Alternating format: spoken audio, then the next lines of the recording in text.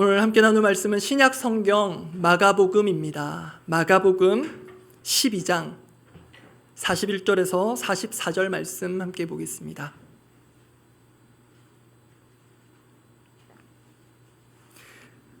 신약 성경 마가복음 12장 41절에서 44절 말씀입니다.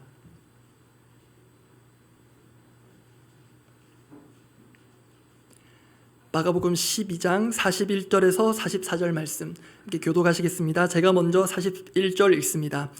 예수께서 헌금함을 대하여 앉으사 무리가 어떻게 헌금함에 돈 넣는가를 보실세 여러 부자는 많이 넣는데 한 가난한 과부는 와서 2렙돈 곧 한 고드란트를 넣는지라. 예수께서 제자들을 불러다가 이르시되 내가 진실로 너희에게 이르노니 이 가난한 과부는 헌금함에 넣는 모든 사람보다 많이 넣었도다. 그들은 다 그 풍족한 중에서 넣었거니와 이 과부는 그 가난한 중에서 자기의 모든 소유 곧 생활비 전부를 넣었느니라 하시니라. 아멘. 오늘 본문은 헌금에 대한 말씀입니다. 그러나 오해 없으시기를 바랍니다. 오늘 제가 나눌 메시지는 헌금에 대한 것은 아닙니다. 이 헌금에 대한 본문을 통해 제가 먼저 받고 나누고자 하는 메시지는 헌신에 대한 것입니다. 개념 정리를 간단히 하자면 헌신은 헌금을 포함합니다. 반대로 헌금은 헌신의 한 방식입니다. 중요한 구분점이 있다면 헌금은 주로 예배 중에 행해지는 예식의 하나라면 헌신은 예배를 넘어서 삶 속에서 행해지는 것입니다. 그렇지만 그렇게 구분은 필요하나 헌금과 헌신이 분리될 수는 없습니다. 분명 연관이 있는데요. 그런 점에서 오늘 본문 헌금에 대한 본문을 가지고 우리의 삶을 포괄하는 헌신에 대해 나누고 기도하고자 합니다.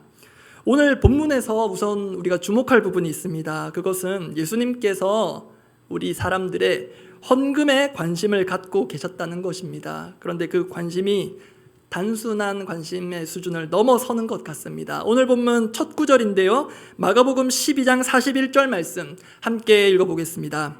예수께서 헌금함을 대하여 앉으사 무리가 어떻게 헌금함에 돈 넣는가를 보실세. 여기서 예수님께서 헌금함을 대하여 앉으사라는 것은 헬라어 원문상 헌금함 앞에 앉으셨다로 옮길 수 있습니다. 그만큼 가까이에 앉아 계셨다는 것입니다.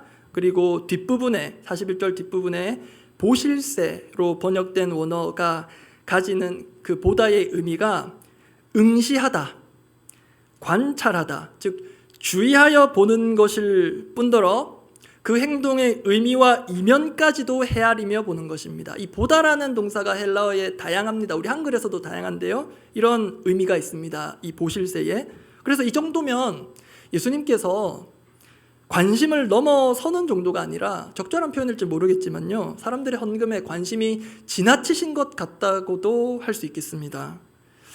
여러분 이 장면을 우리 주일 예배 상황이라고 한번 가정해 보겠습니다. 우리는 지금 예배당에 들어오면서 본당 뒤편에 있는 헌금함에 헌금 봉투를 넣습니다. 누가 지켜보는 사람은 없습니다. 그런데요, 어느 날부터 그 헌금함 가까이에 누군가 앉아 있다고 상상을 해보십시오. 그의 눈도 헌금함을 향해 있습니다. 아무래도 신경이 쓰이지 않겠습니까? 저 사람 저기서 뭐 하는 거지? 그리고 가정은 해보곤 있지만 우리와 오늘 본문의 상황이 다른 게 있습니다. 우리는 주로 지금 헌금을 드리는 그 돈의 형태가 지폐입니다. 그렇죠? 지폐를 봉투에 넣어서 헌금함에 넣습니다. 그러면 헌금함에 그 봉투가 떨어지면서 소리가 그렇게 크게 잘 나지 않습니다. 웬만큼 묵직한 쌈짓돈을 넣지 않는 이상. 조금 노골적인 표현일지 모르겠지만요, 헌금함에 헌금 봉투가 떨어지는 소리로 그 금액을 추측하기는 어렵습니다. 그런데 제가 왜 이런 얘기까지 하냐면 오늘 본문 당시 헌금함에 넣는 헌금은 지폐가 아니라 동전이라서 그렇습니다. 지금 우리 본당 뒤편에 있는 헌금함에도 동전을 넣으면 소리가 날까요, 안 날까요? 넣어보신 것 같습니다. 실제로 아까 읽었던 41절에 헌금함에 돈 넣는가를 보실세. 그 돈으로 번역된 헬라어 원어는 실제 그 단어가 이렇습니다. 굴이나 동으로 만든 동전을 가리킵니다. 동전으로 된 돈을 의미합니다. 그럼 실제 상황을 상상해 봅시다. 헌금함에 동전을 넣습니다. 소리가 날 수밖에 없습니다. 조금 더 생각해 보면 많이 넣으면 소리가 어떻게 들릴까요? 적게 넣으면 정확하게는 모르지만 소리로 어느 정도 헌금을 했는지 적게 했는지 상대적으로는 분간이 가능합니다. 그렇겠죠? 그 소리를 예수님께서 명확히 분간하실 만큼 가까운 거리 헌금함 앞에 지금 앉아 계신 겁니다. 그리고 귀만 열고 계신 게 아니라 두 눈도 똑바로 뜨고 보고 계십니다. 여러분, 부담스럽지 않겠습니까? 그렇게 예수님께서 헌금함에 사람들이 헌금하는 것을 보셨는데요. 주의 깊게 관찰하셨는데 그 관찰하신 바가 보면 41절 중간쯤 그리고 42절에 이어서 나와 있습니다. 제가 해당되는 부분 읽어드리겠습니다. 여러 부자는 많이 넣는데 한 가난한 과부는 와서 두 렙돈 곧 한 고드란트를 넣는지라. 예수님은 특히 사회적 계층상 양극단의 경우를 지금 눈여겨보신 것 같습니다. 일단 부자들은 많이 넣었다 하십니다. 모르긴 해도 소리가 무진장 컸나 봅니다. 아니면 구리로 된 동전이 아니라 은화, 금화를 넣었을 수도 있습니다. 그에 반해 정반대편 수식어부터가 가난한 과부입니다. 게다가 주목할 것은요, 예수님께서 부자들이 낸 것은 많이 넣었다 이렇게 말씀하셨는데요, 가난한 과부가 넣은 것은 적게 넣었다가 아니라 정확한 금액까지 보시고 말씀하십니다. 두 렙돈이라고 먼저 나오는데요, 렙돈에 대해 여러 정의가 있습니다만 이해하기 쉽게 말씀드리면, 여러분 데나리온 들어보셨죠? 데나리온, 노동자의 하루 품삯 정도다, 그런 말씀도 여러 번 들으셨을 텐데요, 그 한 데나리온에 대략적으로 100분의 1도 안 되는 값어치가 렙돈입니다.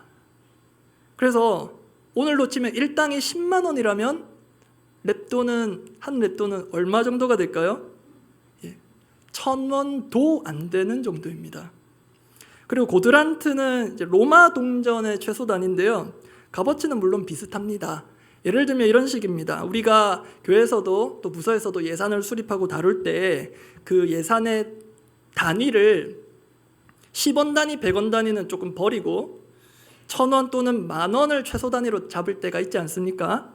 실무적인 편의를 위해서 그렇게 하는 경우가 종종 있습니다. 그래서 약 100만 원, 약 몇 천만 원 이렇게 집계할 때 두 렙돈 한 고드란트는 그 집계와 발표에 아무런 영향을 주지 못한다, 그렇게 보셔도 되겠습니다. 죄송하지만 있으나 마나한 미미한 양입니다. 그런데 그 액수를 예수님께서 적게 내었다, 아주 적은 양을 내었다고 하실 수 있는데 부자들한테는 많이 내었다고 하셨잖아요. 그런데 이 가난한 과부에 있어서는 굳이 액수를 예수님 정확하게 보고 언급하셨습니다. 이런 예수님의 자세한 관찰과 언급에 이어 뜻밖인 게 있습니다. 예수님의 그 헌금에 대한 총평입니다. 방금까지는 관찰이었고요. 총평, 마가복음 12장 43절 44절인데요. 제가 먼저 43절 읽겠습니다. 예수께서 제자들을 불러다가 이르시되 내가 진실로 너희에게 이르노니 이 가난한 과부는 헌금함에 넣는 모든 사람보다 많이 넣었도다. 44절은 함께 읽겠습니다. 그들은 다 그 풍족한 중에서 넣었거니와 이 과부는 그 가난한 중에서 자기의 모든 소유 곧 생활비 전부를 넣었느니라 하시니라. 쉽게 말하면 예수님 보실 때는 가난한 과부가 부자들보다 더 많이 넣었다는 것입니다. 실제 액수는 그렇지 않지만, 그런데 정말 뜻밖인 것이 또 하나 있습니다. 방금 읽은 구절에 있는데요, 엄밀히 말하면 뜻밖이라기보다 지금 예수님께서 헌금함을 지켜보신 그 뜻이 담겨있는 부분입니다. 거기가 어디냐면 43절 앞에 나옵니다. 예수께서 제자들을 불러다가 이르시되입니다. 즉 예수님께서 이 본문의 상황을 통해 제자들에게 가르치고자 하시는 게 있다는 것입니다. 그에 이어서 내가 진실로 너에게 이르노니, 예수님만의 강조 화법이죠. 중요한 것은 이 제자들을 향한 가르침이 오늘을 사는 21세기 제자들인 우리들에게도 필요하다는 것입니다. 그러면 그 가르침이 뭘까? 어떤 분은 이렇게 생각할 수도 있습니다. 부자가 돼서 헌금을 많이 해야지. 이런 장밋빛 꿈을 꾸는 우리 다음 세대들도 있는데요. 이런 가르침일 수도 있겠습니다. 오늘 본문이 너희 다 부자 돼서 많이 헌금할 생각하지 마라. 가난한 과부가 더 많이 넣었거든. 부족한 중에 있는 것 전부 넣었어. 그러니 너희도 없는 형편에라도 아끼지 말고 헌금 많이 해라. 여러분, 과연 이걸 예수님께서 가르치고자 하셨을까요? 이 부분을 가지고 묵상하던 중에 대략 일주일쯤 전에 수요기도회 자리, 그리고 새벽기도 자리에서 성령님께서 주시는 깨달음 같은 것이 있었습니다. 너무 선명하기도 했고, 제가 막 고심하고 고민하면서 만들어낸 게 아니라 제 안에 계신 성령님께서 쑥 넣어주시는 것 같았습니다. 좋게 말하면 깨달음이고요, 있는 그대로 말하면 저에게 주시는 성령님의 일침과도 같았습니다. 그래서 성령님께서 이 본문을 통해 먼저는 저에게 주신 그런 가르침을 나누고, 또 부족하지만 저의 삶을 일부 통과한 이야기를 2가지 정도 지금부터 나누려고 합니다. 성령님께서 가난한 과부를 통해 주시는 질문이 있었습니다. 첫 번째 질문은 너의 전부는 무엇이니? 라는 것입니다. 너의 전부는 무엇이니? 성령님께서 오늘 본문의 과부를 통해 저에게 질문을 던지셨습니다. 너의 전부는 무엇이니? 예수님은 우리 살펴본 대로 가난한 과부의 구체적인 헌금, 그 표면적인 액수를 넘어서 그게 과부의 삶에 차지하는 비중까지 꿰뚫어 보셨습니다. 44절 해당되는 부분 제가 읽어드립니다. 이 과부는 그 가난한 중에서 자기의 모든 소유 곧 생활비 전부를 넣었느니라. 즉 과부는 전부를 드렸습니다. 오늘 설교 제목 앞부분이기도 합니다. 전부를 드렸다. 그래서 저에게 이렇게 물어오시는 것 같았습니다. 동령아, 너의 전부는 지금 무엇이니? 너 그거 내어놓을 수 있겠니? 저의 전부가 무엇인지 곧 나눌 텐데요. 여러분께도 질문을 드려보겠습니다. 여러분 각자에게 있어서, 나에게 있어서 전부라 할 만한 것은 무엇입니까? 생각할 시간 잠시 드리겠습니다. 나에게 있어서 전부가 무엇인가 생각할 때 도움되는 공식을 제가 하나 소개해 드릴게요. 단순한 산수 방식입니다.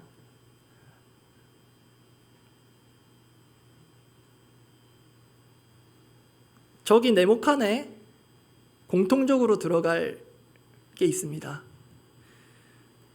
모든 것에서 이것 빼면은 nothing이고요. 아무것도 없지만 이게 있으면 모든 것을 가질 것과 같습니다. 여러분의 믿음으로 저 답을 찾아본다면 뭘까요? 어디서 들린 것 같은데요. 저 답은 예수 그리스도입니다. 모든 것을 다 가져도 예수 그리스도 없으시면은 nothing이고요. 아무것도 없어도, 가진 게 아무것도 없어도 예수님 계시면 우리 모든 것을 얻은 자들입니다. 그래서 예수 그리스도가 우리의 전부가 되십니다. 그렇죠, 여러분? 혹시 오늘 여기 교회 처음 나오신 분들 계십니까? 전 당연히 이게 우리 모두의 고백일 거라고 생각하고 소개했는데요. 근데 여러분 잘 아시다시피 이 지필고사의 답과 우리 현실의 차이가 있습니다. 우리 삶의 필수적인 것들을 포함해서 다른 모든 것들을 상대화할 수 있는 절대적 기준은 우리가 방금 확인한 대로 예수 그리스도십니다. 쉽게 말하면 우리가 살아가면서 어떤 것들은 꼭 있어야 될 것 같고 없으면 죽을 것 같은데요, 실은 있어도 좋고 없어도 괜찮은 것들일 때가 많습니다. 그 기준은 예수 그리스도십니다. 그러나 여러분, 그렇다고 해서 우리가 가진 것 전부 다 갖다 바치고 가난한 과부처럼 교회에서 막 숙식할 수 없습니다. 그러라고 주신 말씀은 아닌 것으로 보였습니다. 그러나 우리는 우리에게 있는 것의 전부가 아니라 일부를 드리더라도 우리의 마음은 주님, 당신이 나의 전부입니다. 우리가 드리는 일부의 이 고백이 담겨 있어야겠습니다. 왜냐하면 우리 믿는 자들은 특히 우리가 주님의 제자임을 자부한다면 이 바울의 고백에 아멘할 수밖에 없기 때문입니다. 로마서 14장 8절입니다. 로마서 14장 8절 제가 읽어드립니다. 우리가 살아도 주를 위하여 살고 죽어도 주를 위하여 죽나니 그러므로 사나 죽으나 우리가 주의 것이로다. 우리 모두의 고백일 것으로 믿고 다시 한번 다 같이 읽어보겠습니다. 우리가 살아도 주를 위하여 살고 죽어도 주를 위하여 죽나니 그러므로 사나 죽으나 우리가 주의 것이로다. 이 말씀 그대로입니다. 우리가 사는 이유도 죽는 이유도 예수 그리스도십니다. 그리고 우리는 주님의 것입니다. 그러면 당연한 귀결이 우리에게 있는 것도 주님의 것입니다. 전부 다 주님 것입니다. 나도 주님의 것입니다. 너무 귀한 고백인데요. 그렇지만 현실에서 나의 전부는 무엇인가? 이 질문에 쉽게 답이 나오지 않습니다. 입술의 고백은 분명 주님이신데요. 나의 전부 주님이십니다인데요. 조금 전에 찬양도 그렇게 했는데 내 삶이 말하는 고백은 다를 때가 있습니다. 다르게 말할 때가 있습니다. 그래서 나의 전부는 무엇일까? 홍령님 물어오시는 질문에 곰곰이 생각해 봤습니다. 아까 보여드렸던 공식처럼 내게 있어서 다른 거 다 있어도 이거 없으면 정말 큰일 날 것 같고 사는 게 사는 것 같지 않고 반대로 없어지더라도 이것만큼은 있어야 살 수 있는 것, 예수님 빼고 그런 게 있을까? 그런 존재가 있을까? 생각해 봤는데요. 일단 먼저 생각난 건 저의 가족입니다. 죄송합니다. 자랑처럼 들릴 수 있는데요. 저는 천사랑 살고 있습니다. 죄송하지만 제 아내가 아니고 제 아들입니다. 그리고 우리 집에 인형이 하나 있는데 말을 합니다. 제 딸입니다. 어떤 분들 속으로 목사님 지금이 좋을 때입니다. 몇 년만 지나 보십시오. 광명의 천사로 둔갑한 사탄처럼 보일지도 모릅니다. 이러실지도 모르겠습니다. 아들, 딸 얘기 간단히 했으니 제 아내 자랑도 해드려야 할 것 같은데 다음에 하겠습니다. 저는요 가끔 이런 생각을 합니다. 꼭 이번에 성령님의 불어오심이 있어서 그런 게 아니라 종종 이런 생각하는데요. 쓸데없는 생각일 수도 있는데 우리 가족과 어떤 방식으로든 결별해야 하는 순간이 온다면 또는 마음으로 떠나보내야 하는 순간이 온다면 나는 괜찮을까? 이런 질문을 스스로에게 해봅니다. 그때 내 믿음이 제대로 작동할 수 있을까? 사실 우리 믿음이라는 게 적지 않은 경우 극단적인 상황에서 발휘되기 때문입니다. 왜 그런 질문을 제게 던지냐면 제 삶의 전부의 자리에 주님이 아니라 다른 존재가 비중을 더 차지하는 게 아닌가 하는 생각이 들 때가 있기 때문입니다. 그래서 저에게 있어서 전부에 가까워지고 있는 우리 집 자녀들, 우리 가족들을 주님 앞에 기꺼이 내어드리고 올려드릴 수 있는가 스스로에게 질문을 던져봅니다. 장차 우리 더사랑의 다음 세대들이 좋은 학교 가고 좋은 대학 가고 좋은 직장 가고 좋은 사람 만나는 것이 안 되더라도 우리는 주님 한 분만으로 만족할 수 있겠는가 수시로 미리 점검을 해봅니다. 그런데 여러분 이게 안 되면 우리의 삶은 꼬이기 시작합니다. 자식들의 인생이 안 풀려서 꼬이는 게 아니라요. 자식들이 잘 되어도 주님 자리를 자식들이 꿰차앉기 시작하면 꼭 자녀들이 아니어도 주님 자리에 다른 것들이 기웃거리는 그 순간부터 우리의 삶에 불안정, 불안, 불화가 찾아올 가능성이 높습니다. 그래서 참 신기합니다. 그것만 있으면 행복할 것 같은데 우리 자녀들 이 문제만 해결되면 진짜 행복할 것 같은데 그렇지 않더라고요. 그 기쁨이 오래 가지 못합니다. 오히려 내게 있어서 그것만 있으면 돼.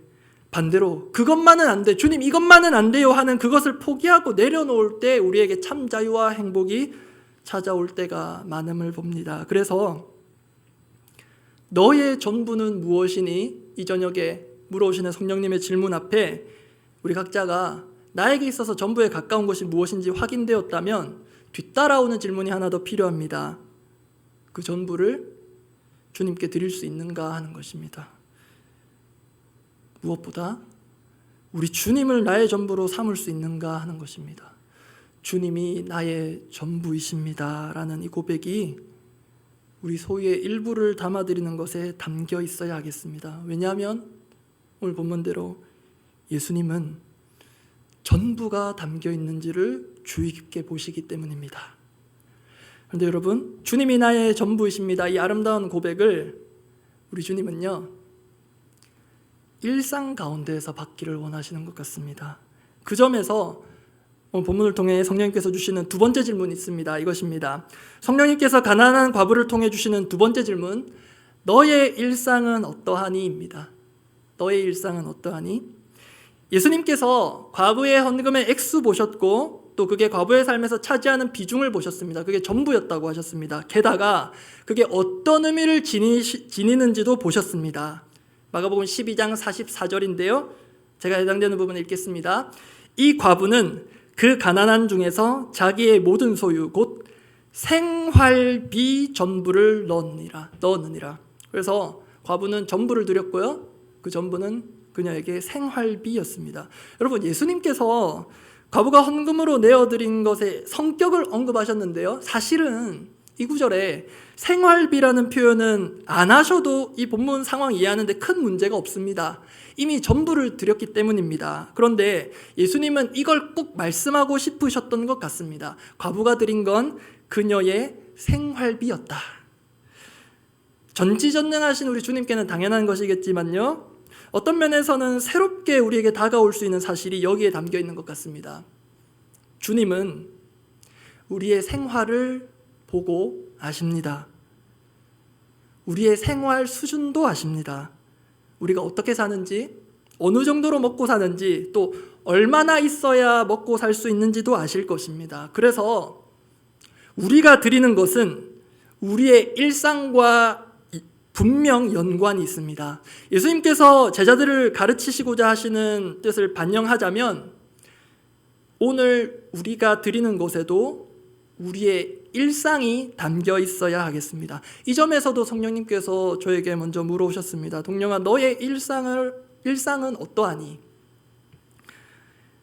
이 부분이 특히 저에게 경각심을 주는 일침처럼 다가왔는데요. 지난주 수요기도회였습니다. 지난주 수요기도회 제가 차양인도 끝내고 자리에 앉아 있었고요. 또 설교 후 기도회 찬양할 때였습니다.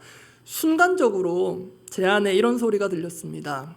제 마음의 소리일 수도 있는데요. 저는 제 안에 계신 성령님의 음성으로 받았습니다. 그게 이것이었습니다. 동령아, 찬양 인도자의 찬양과 너가 회중석에 앉아서 드리는 찬양에 질적인 차이가 있다면 그거는 위선이란다.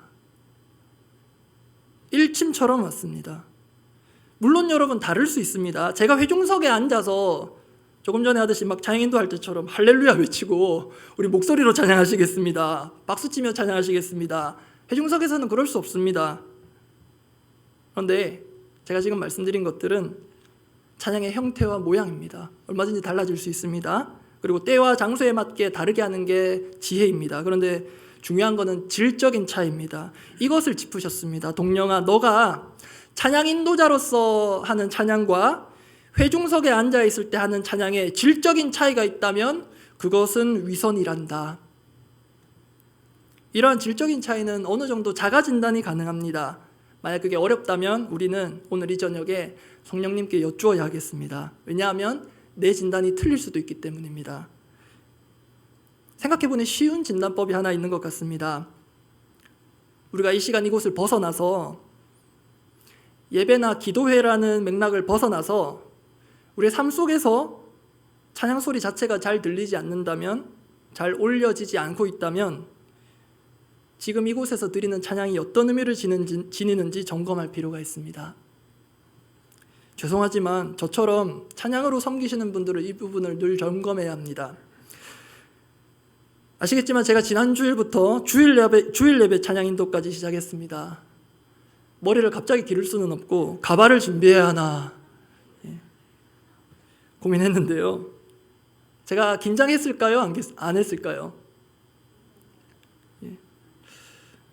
제가 저 원래 긴장 많이 하는 사람이라고 말씀드린 적 있습니다. 어릴 때 초등학교 때 음악 가창 시험을 할 때 그때 특히 힘들었던 건요, 하루에 다 가창 시험을 보지 않고요, 이날은 번호 몇 번부터 몇 번까지 이렇게 봤거든요.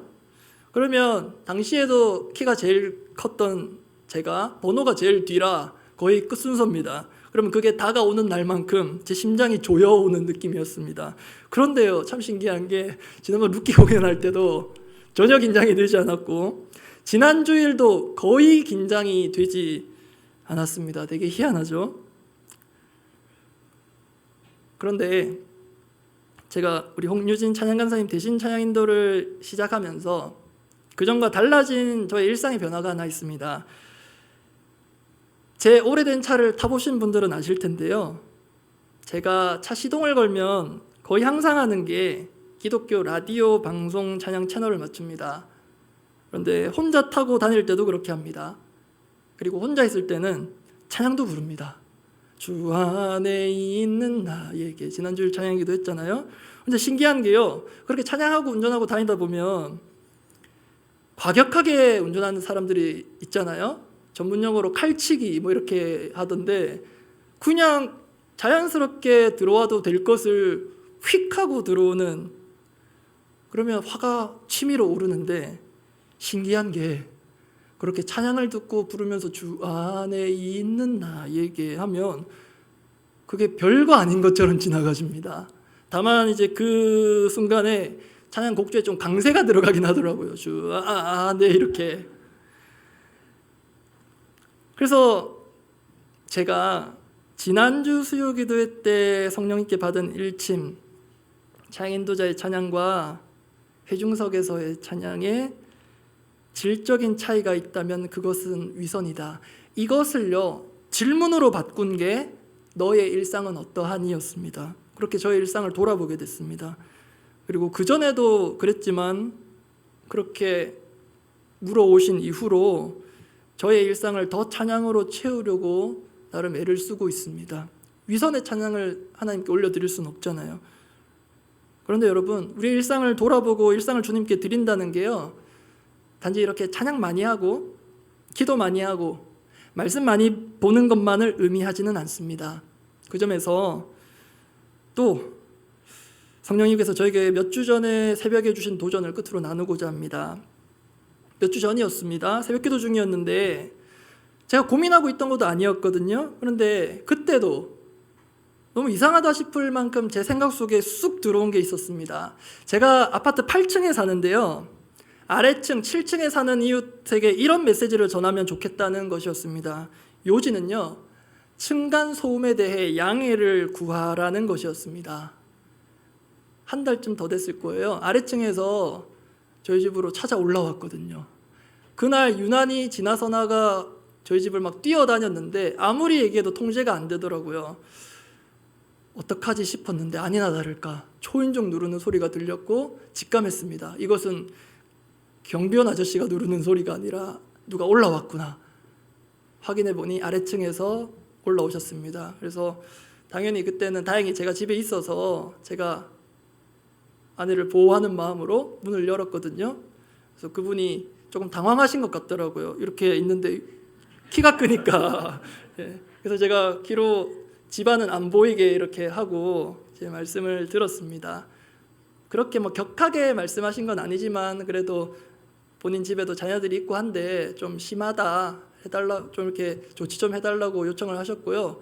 다행히 또 그렇게 제가 응대를 하고 있는데 인형이 쪼로이 와가지고 아빠 누구야 이렇게 할 때 또 그분이 보시고 얘가 인형 같으니까 마음이 좀 누그러지셨는지 그렇게 하고 내려가셨습니다. 그런 일이 있었는데 사실 저는 그 일도 신경에 안중에 두지 않았습니다. 그냥 그럴 수 있지 하면서 앞으로 조심하면 되지 하고 뭐 고민하거나 고심하진 않았거든요. 그런데 그 아래층에 이제 양해를 구하라는 게 그 새벽기도 가운데 저에게 주어졌는데요. 신기한 게 뭐냐면 그 메시지 내용이 줄줄 나왔습니다. 하도 선명해서요. 제가 머릿속으로 복기했습니다. 그 다음에 또 생각했습니다. 이거 그대로 옮겨 적고 쪽지에 선물 하나 사가지고 아래쪽 문고리에 걸어두면 되겠다. 만날 용기는 없으니까 그러라고 하시나 보다 했는데 여러분, 제가 당장 이행하지는 않았습니다. 저 신중한 사람이거든요. 오늘 뭐 사실 들으시면 아시겠지만 뭐 성령께서 이런 말씀 주셨다, 마음 주셨다 하는데 저 신중한 사람입니다. 이 내 마음의 소리일지 몰라. 굳이 그렇게까지 할 필요 있을까? 좀 기다려보자. 내가 꼭 해야 할 일이라면 또 말씀해 주시겠지. 그 뒤로 여러분, 저에게 그런 말씀이 또 주어졌을까요? 이번엔 아내의 입술을 통해서 주어졌습니다. 그런 얘기하는 맥락이 전혀 아니었거든요. 그래서 그때 확신했습니다. 아, 이건 꼭 해야 되겠다. 성령님께서 이렇게 말씀을 주시지 않더라도 이렇게 하면 좋은 일이지 않은가, 그런 생각에서 이행을 했습니다. 그래서 그 처음 새벽 기도 때 메시지가 떠오른 지 한 3주 정도 지난 시점이었는데요. 그럼에도 내용이 생생했습니다. 그걸 옮겨 적었습니다. 그 이미지가 있는데 제가 속도감 있게 읽어드릴게요. 제가 막 고심해서 만들어낸 문장과 표현이 아닙니다. 안녕하세요. 위층 사는 806호 이웃입니다. 지난번 다녀가신 이후로 바닥 매트도 보강하고 아가들 뛰지 않도록 각별히 신경을 쓰고 있는데 실제로 아래층에서는 나아진 면이 있는지 모르겠네요. 제가 생각을 해보니 그때 찾아오신 것도 쉽지 않은 결정이셨을 것 같고 그 후로 다시 올라오시기는 더 망설여지지 않으실까 합니다. 그래서 아래에 제 연락처를 남겨드릴 테니 층간소음이 심하다 싶으시면 언제든 문자 또는 전화 주시면 저희가 조치도 신속하게 하고 언제 어떻게 조심해야 하는지도 알게 될 것 같습니다. 010-451에 그리고 쪽지와 같이 드리는 간식은 이때 원래는 저는 사서 드리려고 했는데 이거 저 자랑이 아니라요. 이거 이행도 사실 대충 했습니다. 집에 있는 거 눈에 보이는 선물 세트가 하나 있어서 그거 갖다 드렸어요. 제가 잘했다 자랑하는 게 아닙니다. 남은 부분 읽어드릴게요. 그리고 쪽지와 같이 드리는 간식은 절대 뇌물 개념이 아니고 이사 온 지 조금 되었는데 진작 인사 못 드린 데다가 그간 저희 때문에 불편하셨을 부분에 대한 사과의 뜻으로 작은 것 하나 드리는 것이니 편하게 받아주시면 감사하겠습니다. 그래서 이후로도 상관없이 필요할 경우 언제든 시정 조치 연락 주시기 바랍니다. 본의 아니게 가족분들 생활에 불편 끼쳐드린 점 죄송합니다. 믿지 않으셔도 됩니다. 저는 받아 적는 마음으로 받아 적었습니다. 3주 전에 주신 말씀이지만 아내가 보는 앞에서 줄줄줄줄 적었고 이렇게 내가 받은 거다 보여줬습니다. 저에게 성령께서 주시는 일상의 도전이 이것이었습니다. 층간소음 에피소드를 통해서 저에게 너의 일상은 어떠하니 물어오셨고요. 여기에 대해 제가 받은 가르침은 이것이었습니다. 동영아, 복음을 손에 붙잡기 전에 소음부터 잡아라. 이게 저에게 필요한 일상을 드리는 것이었습니다. 말씀 정리하겠습니다. 우리는 소음을 발로만 내지 않습니다. 지금은 제가 이렇게 말씀을 나누고 있지만 얼마나 입으로 불필요한 말들을 많이 하는지 모르실 것입니다. 우리를 통해 나오는 소리들이 소음이 아니라 복음이 흘러나오기를 원합니다. 그것이 이곳에서 이 시간 제한된 이 영역 안에서만 전파되고 듣고 끝나는 게 아니라 우리 일상이 되기를 원합니다. 그렇게 우리의 일상을 주님 앞에 전부로 올려드리는 참된 삶의 예배자가 되기를 원합니다. 함께 기도하겠습니다.